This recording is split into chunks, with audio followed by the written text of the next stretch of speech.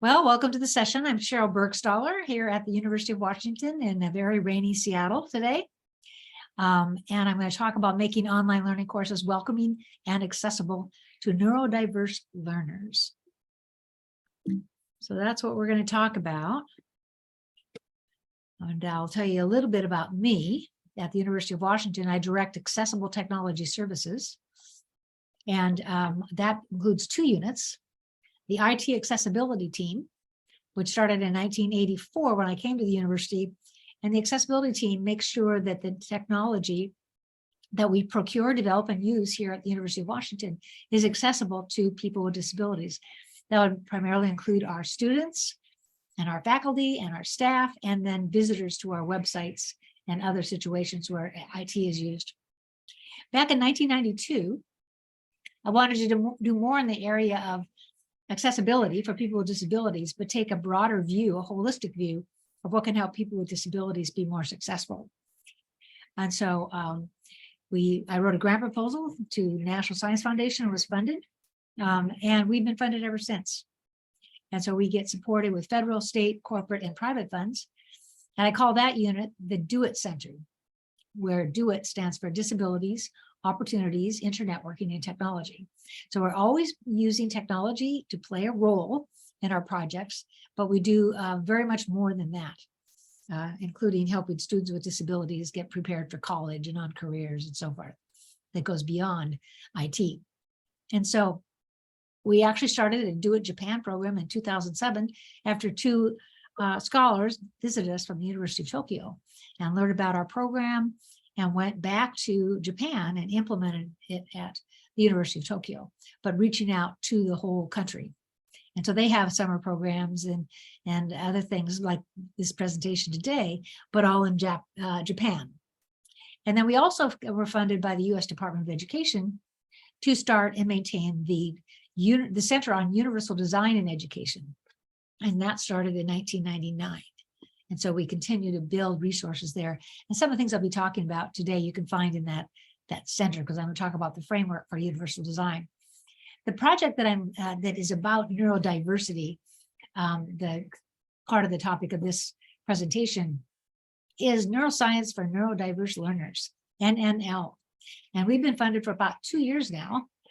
The goal is to enhance student interest in and skills to successfully pursue STEM fields and empower educators to better serve these students. Now, we work with high school and college students who are neuroatypical learners, including those with dyslexia, attention deficits, dyscalculia, autism, etc. These students have hands-on experiences like dissecting a sheep brain and in neuroscience, and then they network with us and with mentors and other participants who have disabilities and are provided with resources.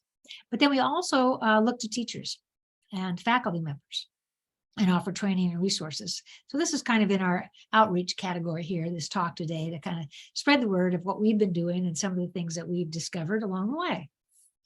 So I think what we need in many places, certainly on our campus, is a paradigm shift from ableism, where being able to walk is better than using a wheelchair to roll, and so forth, is celebration of it kind of celebrate people who have abilities, and changing that to more of a diversity approach, where we can celebrate all forms of diversity, and that's including disability. And from a deficit view of disability, or a medical view of disability, to social justice, kind of moving toward, well, individuals with disabilities have a right to be here, and we should be preparing for them. And to do that, moving more from a reactive reliance on accommodations alone, where we wait till the student shows up and then we accommodate them, to use a proactive, sustainable, universal design approach in the design of our courses and services, physical spaces, and IT. And then from design for the average to design for everyone. By the way, I gave you my email address, and you'll see it again on the last slide. I'm happy to send my slides to you if you'd like to have them. So today we'll talk a little bit about history and legal issues, but then an accommodation only and universal design approach to providing access to students with disabilities, principles and examples of practices, and then resources. And then we'll have Q&As at the end. So here's your 1-minute history lesson of the evolution of responses to human differences that include disabilities. Eliminate, exclude, segregate individuals with disabilities and other characteristics. Hopefully we move long past that in this country, but such things still happen elsewhere, and probably in this country in little pockets as well. And then we moved into the cure or rehabilitate or accommodate people with disabilities. For example, after World War II, many veterans returned to the United States with multiple disabilities that they would not have survived in earlier wars. And so they also came back with the GI Bill. And so we paid for their college education. And so all of a sudden we had a whole bunch of students with disabilities on our campuses, and they were war heroes. And so we jumped at the chance to accommodate them, but had to do some really kind of jerry-rigging to kind of get things to work in an accommodation model, because it's all about after the fact. So we had to move students from classroom to classroom if a classroom was not accessible to them, and so forth. And so then we're also focused on cure, because again, medical treatment was available. And so we spent a lot of time trying to cure disabilities. Excuse me. And after that, we couldn't totally cure the disability. Then maybe we could accommodate and kind of rehabilitate the person, and then accommodate for anything else that they couldn't access. But now, after civil rights laws and movements for women, racial ethnic minorities, and people with disabilities, we're in more of a social justice phase, where people with disabilities have a right to be here, to be in our classes, to participate in pretty much everything society has to offer.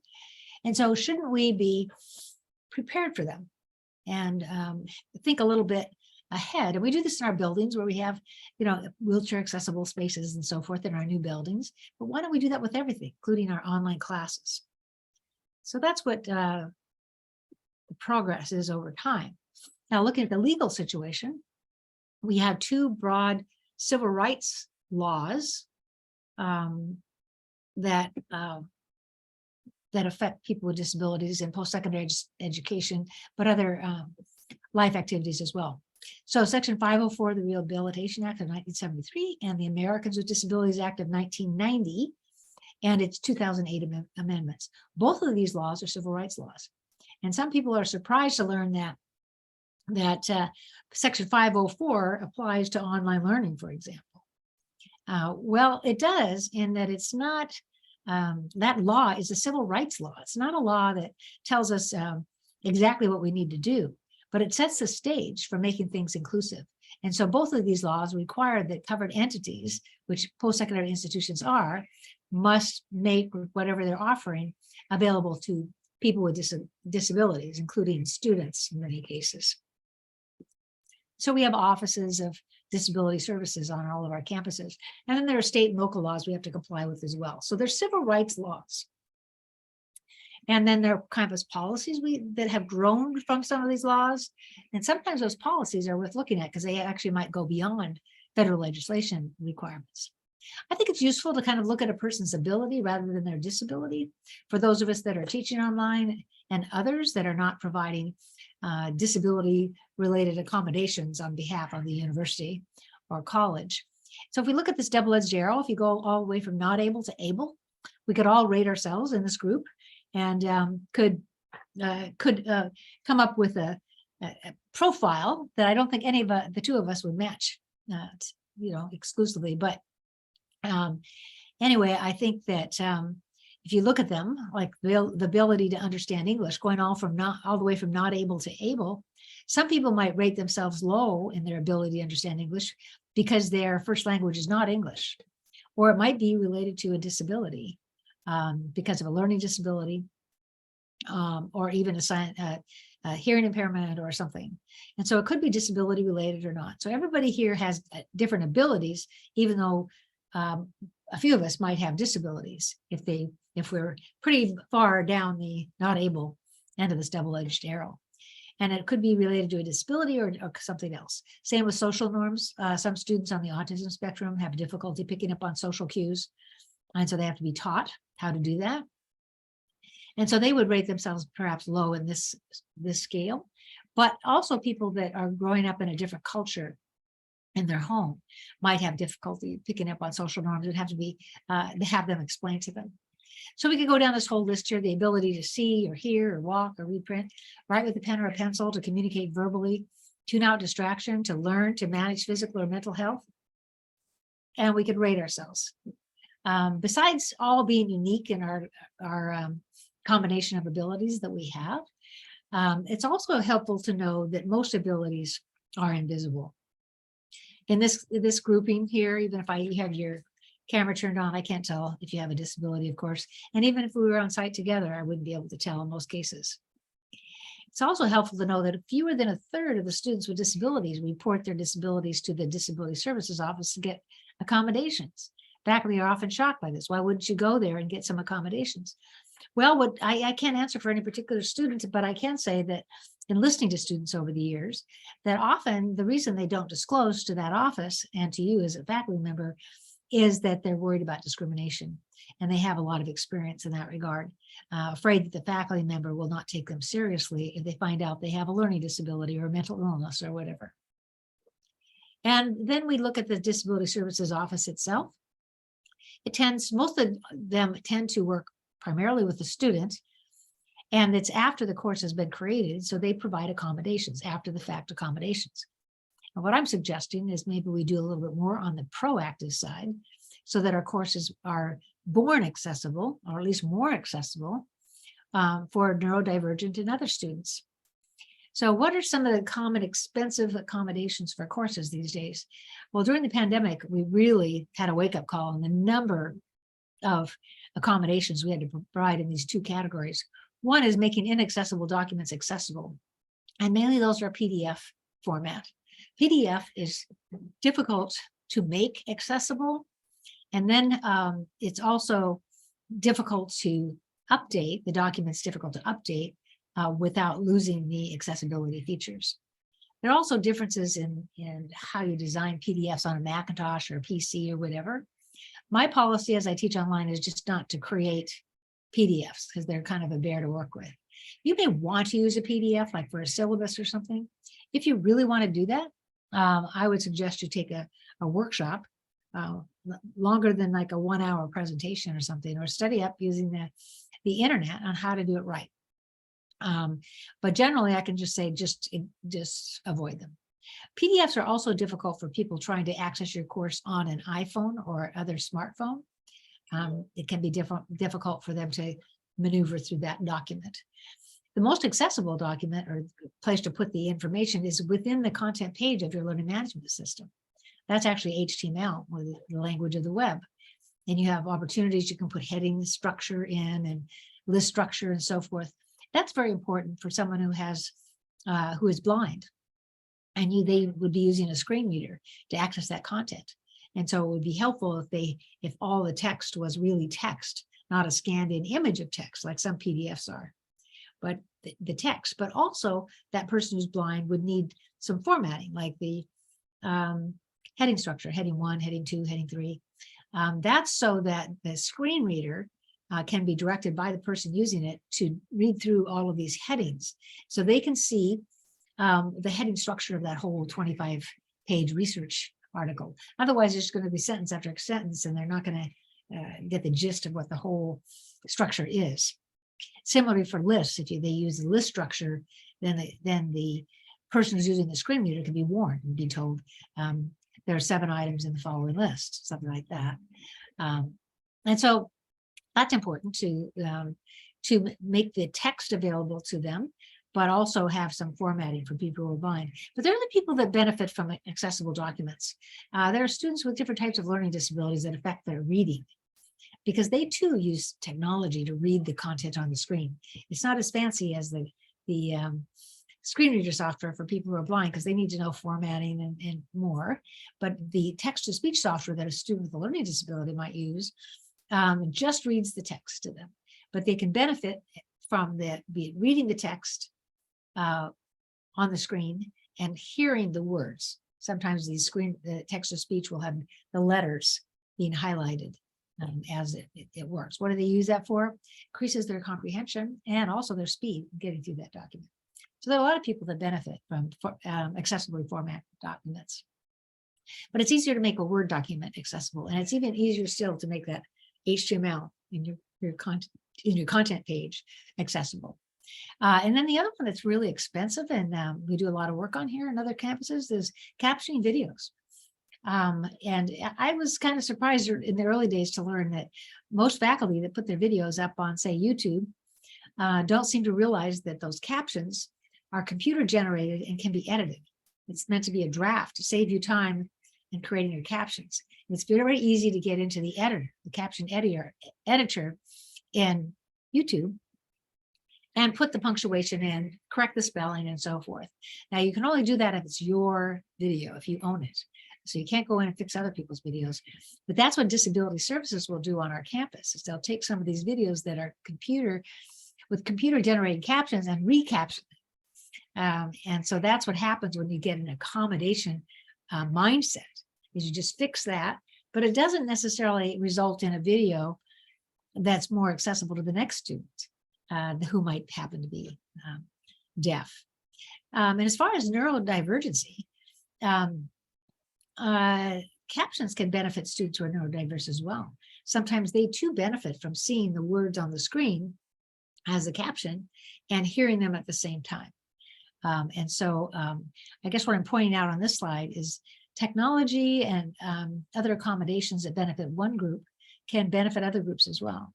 And so if someone makes their documents accessible to people who are blind and they make their videos accessible to people who are deaf, they are also making them more accessible to people who are neurodivergent.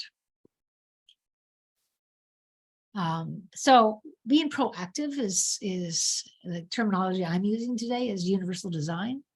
And what that means is the design of products and environments to be usable by all people to the greatest extent possible without the need for accommodations. So let's make things more accessible, is basically what universal design says. What can we do to make things more accessible? You won't eliminate accommodations, but you can dramatically reduce them. Imagine from the last slide, if everybody edited their captions on their videos and everybody made accessible documents, be huge difference in our disability services offices and what they need to do each day. Now, this isn't a new idea. The best example of universal design being fully accepted by society is the curb cuts in sidewalks.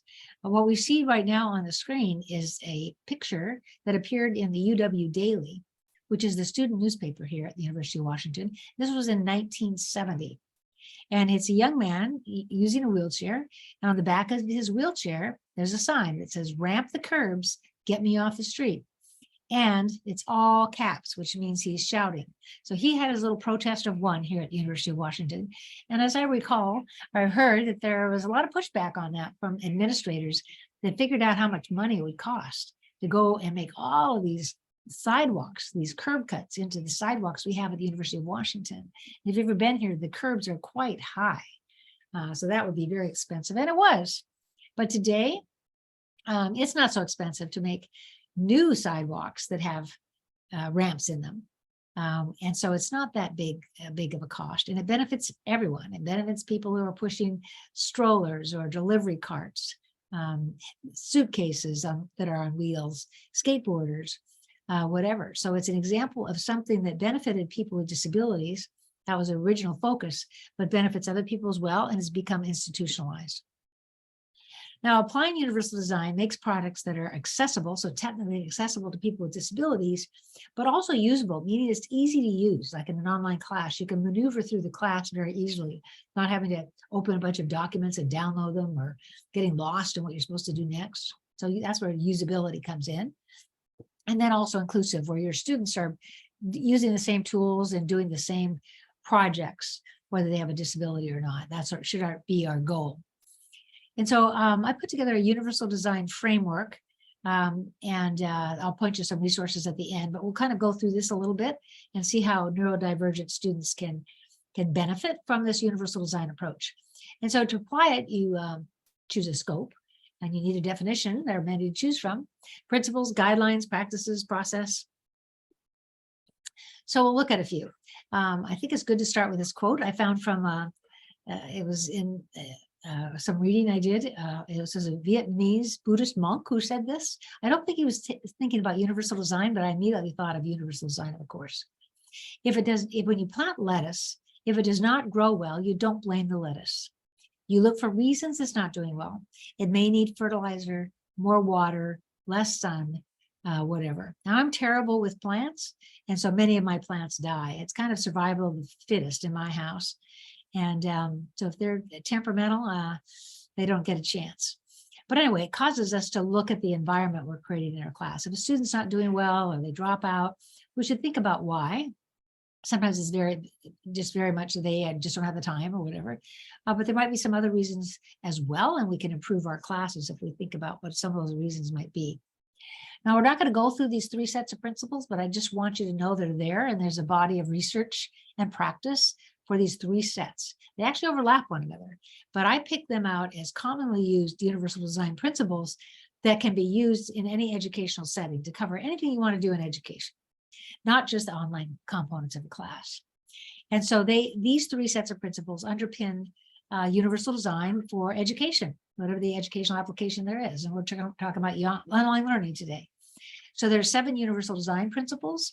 You can use them to design your computer lab or your chemistry lab or your classroom to make things usable and accessible to everybody who might be in your class. Then there are 3 principles for the universal design of learning, and that focuses on pedagogy.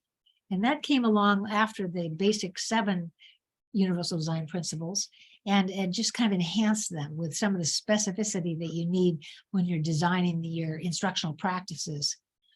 And then there are 4 web content accessibility guidelines principles. There are 4 principles that underpin those guidelines. And that's about the universal design of technology. And so if you take these 3 sets of principles, they can cover things like physical spaces, the technology that we're using, websites and so forth, the technology used in your labs, in your classroom, also the design of your instruction. You're covered in all those different classifications. There is overlap between them. And so some people have tried to combine them and then come up with a new list. But I tend to just leave them separate because they each come with a list of guidelines for each principle, and then with practices, and then with some research in all cases to support those practices. And so you don't want to lose that.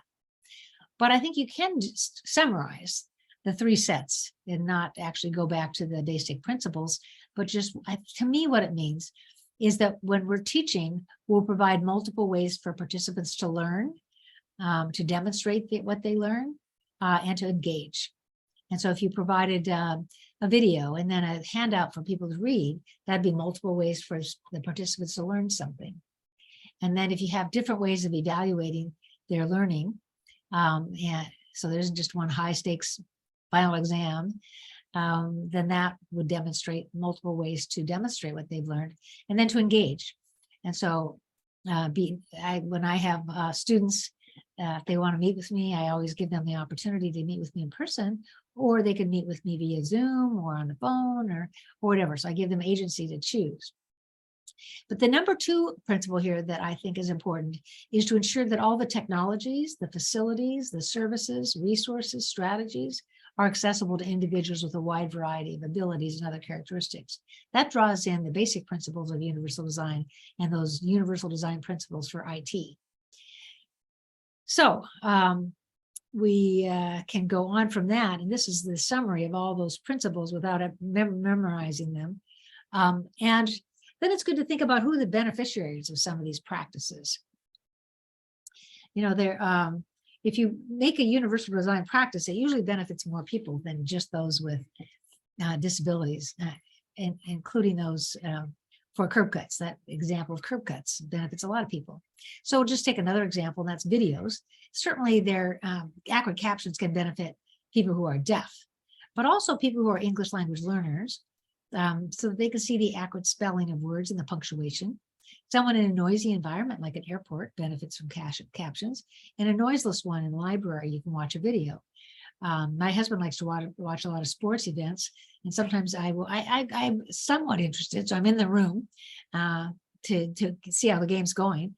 But sometimes I'm kind of multitasking and I want to watch a video or something. If it has captions, I can turn off the sound, and I can watch a video while I'm watching the game. It benefits from people who benefit from hearing and seeing the words at the same time, can benefit from captions. That includes some students who are neurodivergent and who want to know the spelling of words. That's pretty much everybody, right? And want content to search through content quickly. You can search through the captions. So here's a neurodivergent student named Jessie. And so to think about just one example of how all of this impacts this student. She has 2 learning disabilities. One of them makes it difficult for her to get her thoughts down on paper or even using the keyboard. And the other one makes it difficult for her to read. And so she uses different technology. She uses dictation software to read in the content, let's say for an email message or a paper. There's nothing you need to know about that as an instructor. Because what's coming through is just what she would normally, or what she could do on it using a keyboard, and other people might do. So you don't even know about that. But the other technology she uses is this text-to-speech software, reading the text that's appearing on the screen. And that you need to know a little bit about because of the accessible document discussion we had just a few minutes ago, that she's going to need access to the text, whether that's in a PDF or it's on your in your HTML page or it's in Word. And that's pretty much all she needs. And so plan to think of Jessie when you're designing your course. I put together a list along with a collaborative team, and it's part of a document called Equal Access, Universal Design of Instruction. And if you look in the Center on Universal Design and Education, it's very prominent there for instruction. It's about 6 pages, and it includes a checklist. But the thing that's interesting about that is that it gives you ideas as an instructor of things you might want to do on site or online. But it also, I did a coding so that after each suggestion, it says which UDL principle, which universal design principle, and which WCAG principle is in play. And you'll see a lot of them overlap. There are only a few, relatively few, that only have one set of principles that it builds on. So you might want to look at that. Today, we're going to go through this one part of it anyway, the 20 tips for teaching an accessible online course. It's one of our popular publications. You can do a Google search for 20 tips and maybe put online and you'll get to this document. It's just a shorter version. All the things in here are in that longer one I just shared with you, how to get started. And there are references. And so for everything that I suggest you do, it tells you how to get some expertise in that area. And it was developed from research. I've applied a lot of articles and reports from online instructors and students. You can think through these and think of which practices benefit students who are neurodivergent. Almost all of them do, because they're designed for a lot of different students with different characteristics, and that's the universal design part. And so it gives you a way to do some things now that benefit a lot of students and will reduce the accommodations needed by neurodiverse and other students. As I already mentioned, the content's presented in multiple ways. There are multiple ways to communicate and to demonstrate learning. So this whole idea of multiple ways to do things, multiple ways to show you what they do, and multiple ways to communicate with each other and with the faculty member, and with the curriculum for that matter. Captioning videos, we talked about that. Clear instructions. You know, when I put together a panel of students with disabilities, and we always try to include someone who's not neurodivergent. So we almost always have done that. We'll put together panels for instructors and faculty. Almost always it comes out, different people with different disabilities will agree that clear instructions is a big barrier to their participation. Now I have taken this to heart. And so when I'm teaching online and I have a student who asked me to clarify some instructions for an assignment or something, I always listen carefully to what they're saying and try to understand what the confusion was. Because many times I can find ways to reword that assignment a little better. And so a person will not find that same confusion at that point. And then using consistent layouts and organizations. You know, right out when the pandemic hit and we all had to move to online instruction, it was understandable that there wasn't much consistency in many of these classes and layouts and organization. But we're past that now. And so people need to go back and say, are my pages organized in such a way in a module that the student knows exactly what they're supposed to do yet. They're supposed to read something, they're supposed to see a video, they're supposed to do a discussion, and then they need to do some more reading and see a video, and then maybe we'll have a class session. I teach a hybrid course where the last thing on there will be the on-site class and what we're going to do there. Avoiding PDFs, certainly no canned-in ones. And if you want to use PDFs, go research it a little bit and learn what it takes to make them accessible. And then using a text format and structuring headings and lists and tables, and just using descriptive text for hyperlinks. That's important for blind people who are using their screen reader, because their screen reader can hop through a website and read all the links, and so they know where it's going to link to and see if that's where they want to go.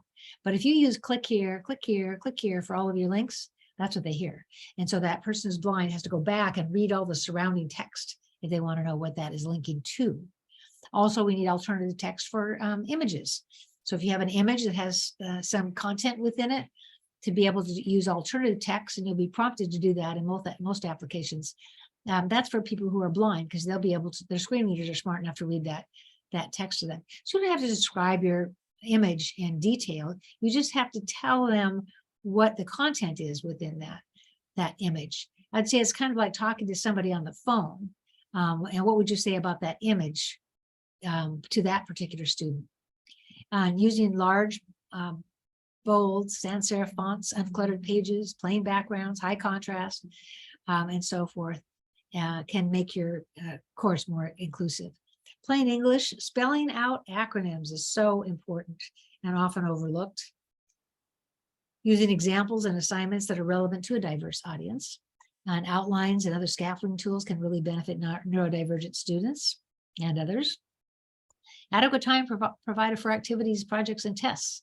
Giving them that time, sometimes just by giving the assignment early in the course rather than spreading them out, so the person can work right away on that particular assignment. And then, of course, giving feedback on parts of an assignment and corrective opportunities can be helpful as well to neurodivergent students and others. So an attitude, a framework, a goal, a process. Universal design values diversity, equity, inclusion. That means you can use it for your DEI efforts as a foundation. Promotes best practices and does not lower standards. It's proactive and can be implemented incrementally. Benefits everyone, or at least strives to, and minimizes the need for accommodation. So it doesn't solve all our problems for every neurodiverse student that's in our classes, but if we follow some of these practices, it will make that course more accessible to that student, and so they won't have so many different accommodations, and they'll benefit from practices that they probably wouldn't have gotten accommodations for anyway. So that's our universal design framework. Like I mentioned to you, if you look at the resources, you will be able to find more on that universal design framework. So we have the Do It website, where we have a knowledge base, and the Center for Universal Design and Education. That's where you're going to find a framework for this universal design stuff. And Equal Access Universal Design Instruction is in that area. And the 20 tips document is too, along with a video and a handout checklist. And if you want any more direction, or if you want these PowerPoints, just send me email at sherylb@uw.edu. So now we have 10 minutes where people can contribute. See if you want to add some other things. I just went through some of the tips, but you can add some tips to chat, or you can ask a question, or otherwise contribute to what we're talking about here.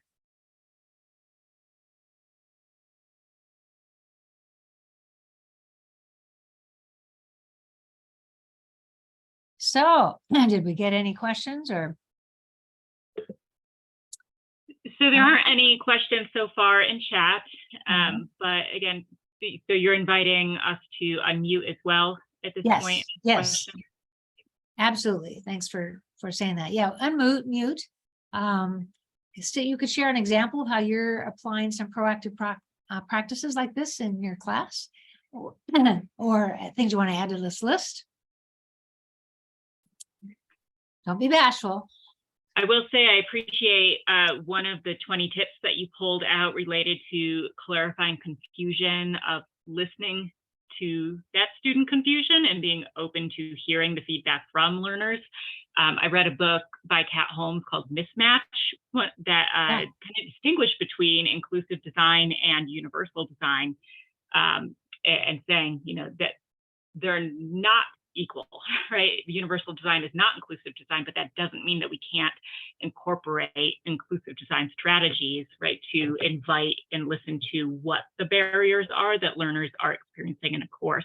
Yes. So I heard that through one of the tips that you shared, and just curious if you have any tips for going about trying to elicit what some of the barriers or obstacles learners might be experiencing.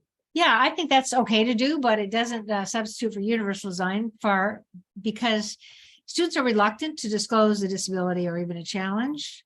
And so you might not get as much as you'd like. You won't hear from people that are maybe embarrassed about their disability or their challenge that they're experiencing, and feel like that might be used against them if they tell their instructor that certain things are difficult for them or whatever. So I don't object to people asking for that. I just think don't be too optimistic that you're going to get that information, particularly from a student with a disability that will not disclose to the Disability Services Office. They're the ones who are unlikely to disclose to you too. But also just don't depend on it. It's kind of a different thing, because by the time you get a chance to ask them, the course has already started. So I'd still say universally design your course as much as possible, and then do ask them. I see on my syllabus when it comes to accommodations, there's a standard statement that most of our campuses have. You put that in your syllabus, but I put a paragraph in front of it, and then I think the heading is something like accessibility of the course. And the reason I do that is the Disability Services Office statements are kind of send the message that, oh, you have a disability? Come over here.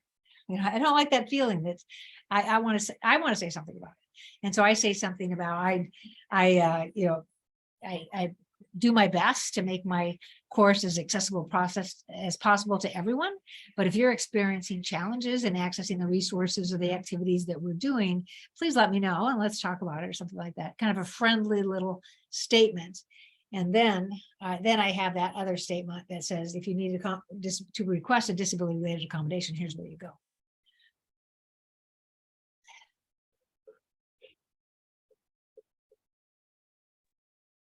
Hey, Sheryl, this is Dawn at Lewis Clark over in Idaho. Yeah. It's actually more a comment than a question. So with Chat GPT being so prevalent now and sticking its little fingers in every place, we've actually been having a lot more conversations with faculty regarding UDL as they are now scrambling to find other ways to assess their students versus tests and papers. And we actually did a campus-wide training a couple of years ago on accessibility and UDL pieces. And so this has been a really good opportunity for us to bring UDL back in the discussion, saying, hey, remember, a couple of years ago we had that training and you're supposed to be doing all these things. Yeah. And so I've actually had a couple of recent recently with faculty saying, okay, let's look at some other ways you can assess students. Yeah. And so that's been really helpful. Yeah. Oh, that's a good. I had never thought about that. When I hear about these AI conversations, is often, worried about students cheating and stuff. But that's a really good positive outcome from those conversations. We're trying to be positive about it, but yeah, that's the way to be. I try to do. Interesting.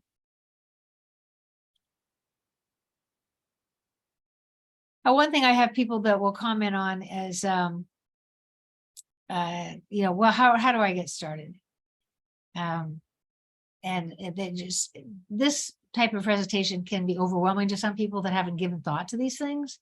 But if they pause for a minute and they look back, a lot of these practices are just good teaching practices. And in fact, I think universal design is a good teaching practice in general. So that's not a big shock. But I also like to tell them that they don't need to do everything all at once. They can just pick up on something. For instance, some had no idea that they could edit their videos in YouTube, or even if they're on another platform, they can check. They are likely able to edit those as well. So just do one of those things. You know, if you're creating some videos in your class, just make sure the videos you create have accurate captions. And the documentation, looking at PDFs, and sometimes faculty are using PDFs for a syllabus or something, and it's not really necessary. And it's a portable document format. It kind of implies that PDF is like accessible to everyone. Not necessarily. And one group that is not very accessible to PDFs is people who use iPhones and other smartphones to access those documents. Sometimes they're not formatted in a way that's very useful. And so it's easier for a phone user, and also for many people with disabilities, if you just put it in HTML and through putting in the content management page. And so you might create it in Word, a lot of people do, but then copy and paste it into that page, and then make sure that you use accessibility tips.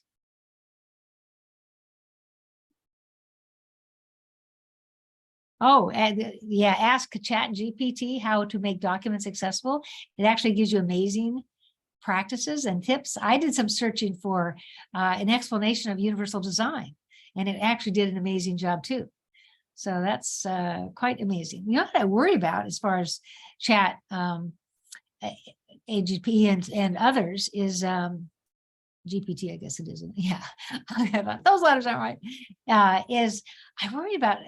I haven't had a chance to do some searching about disability, because it's looking at all the stuff that's out there at the internet, and there's a lot of use of bad language and discriminatory practices and so forth. So I kind of wonder if Chat GPT and others are fair when they're talking about people with disabilities and their experiences in life and accessibility and so forth. My little bit of searchings came out pretty balanced and reasonable. Diana here from CU Boulder. Yeah, I actually have been messing around a little bit with ChatGPT and what kind of language does it use, and I quote unquote try to break it. Yeah. Giving them like a lot of prompts, and so far it has been doing a pretty good job. I managed to break it once, and the language was definitely not appropriate, but it took me about 2 hours of prompts until I got to that point that was like, okay, I finally broke you. So it takes a lot of effort to actually break the AI that is being used for ChatGPT to get to that point of, being insensitive towards certain population. Yeah. Yeah, I think that's very interesting. Kay says something about neurodiversity. It isn't discussed much, so I think we might only get positive responses. Yeah, I was just saying that about ChatGPT. That neurodiversity is usually only discussed in a very small group, and because of that, there's probably not a lot of negativity or bias if we put in questions about neurodiversity. It might be one of the cleaner terms. Yeah. Well, we'll have lots of time right here to experiment.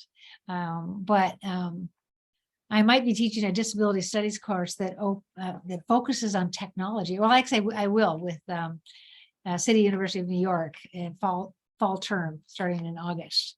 And it's the intersection of disability studies and technology. And I'm really interested in getting into some of those questions about technology and, how universal design is applied or not, and fairness and discrimination and so forth, ableism. I mean, how does this stuff play out? When we've just been, Googling things in the past, we kind of have taken it for a grain of salt that it's not going to be super accurate. But now that ChatGPT and others are so accurate, it's kind of scary.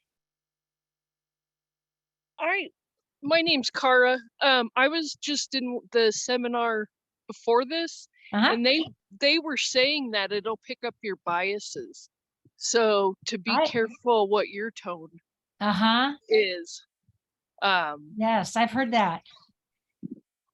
Yeah, so it goes both ways. You have to pick up biases from other people, but even as you're speaking, what you're saying. So you want to be careful what you say, right? What is interesting is that I've noticed that, but I pick up biases when I was talking to ChatGPT in English, but not when I was talking to it in Spanish. Whoa. Yes.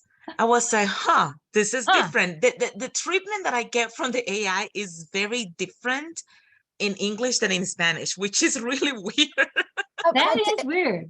But Deanna, think about it. Like, when it comes to Spanish, they haven't done as much scraping of the Spanish language as they have done English. And in China, when they're trying to, what they've been trying now to do to, to create their own chat GPT using the Chinese language, just because China does not have as much on their, on their version of the internet, there's not as much as they can scrape. So they just do not have the volume there. So yeah. Deanna, it's interesting that you let us know that. Yeah, I obviously, because Spanish is my first language, I was like, I'm gonna see what I can do here.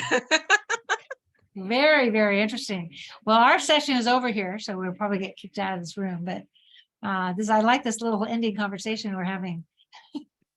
So I've been thinking about a lot because this class is coming up. I think it's going to give me an opportunity to explore a lot of these things. I'll be forced to, right? I'm teaching a class. Very interesting. I just made a note to think of these other languages when I do get prepared for that. So thanks for joining me. This has been fun. I think it's toward the end of your conference here, but I'm glad that I had that part in it. It's been a great conference. A lot of good topics, I think. And everybody, for the last thing that we have today, it's our closing. It's only one session, so everybody come to it, please. And it's called Questioning the Paradigms. So come and question the paradigms with us. Yeah, let's question that paradigm. Okay. Paradigm shift. That's how we started this whole talk. Okay. Okay. Bye, Good. everybody. Yeah, thanks for joining me. Bye-bye. Yeah, and I'll go ahead and stop the recording.